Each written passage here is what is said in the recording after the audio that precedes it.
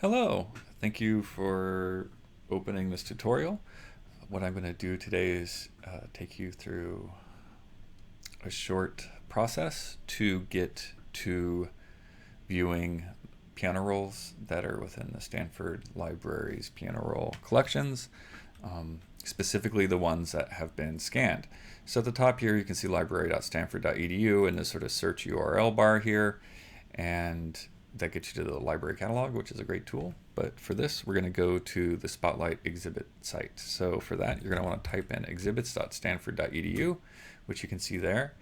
And then you get over here to all these online exhibits we have. There's a lot of fantastic other collections at Stanford beyond piano rolls, including scientific research and civil rights photography. There's all sorts of interesting things here. So I'd recommend, if you find yourself with some time, it's worth looking around. But for the purposes today, we are going to look at piano rolls. So there's these different sort of faceting buttons up here. So we'll click on Arts and Humanities, narrows it down a little bit. If it has all, there's quite a few exhibits in here at this point. So this just gets you there a little quicker. There's a couple piano roll collections or exhibits here. There's the Maria Jesus Casado Garcia San Pedro Piano Roll Collection and the more general Stanford University Piano Roll Archive, which is what we're going to click on right now. So here we are. This is a landing page.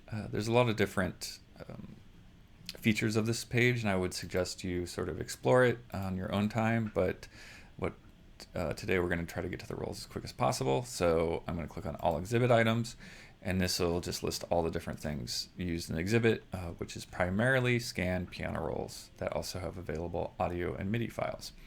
So for this, we'll go ahead and click on this Chopin Ballade right here. And here we are. So this is the entire piano roll from beginning to end. So we put the whole thing up for various reasons. One is that because we make the audio and MIDI available, if there's any sort of anomalies in it, you can go look and you can see if there's any damage to the roll, although we are quite careful about that and tend to treat them for that, but also for punches that are a little surprising, potentially. So you can sort of explore it. We want to make it completely available for you. And so this also includes the leader and the sort of label attached to the leader. So there's different ways of navigating this, but this plus and the minus are one way, and so that'll zoom in and zoom out. If you have a mouse with a wheel, you can also move that, and it'll sort of move. It's a nice feature. So if you want to reset and go back to the beginning, click right there, get you to the beginning. So I'm using the wheel right now and the mouse to zoom in, and as you can see all the punches there, and it refreshes pretty quick. So I'm going to zoom back out. You might even be able to hear me working the mouse wheel. So here we go. I'm going to go look at the leader. So generally the leader is at the top of the file, regardless of how the label is attached.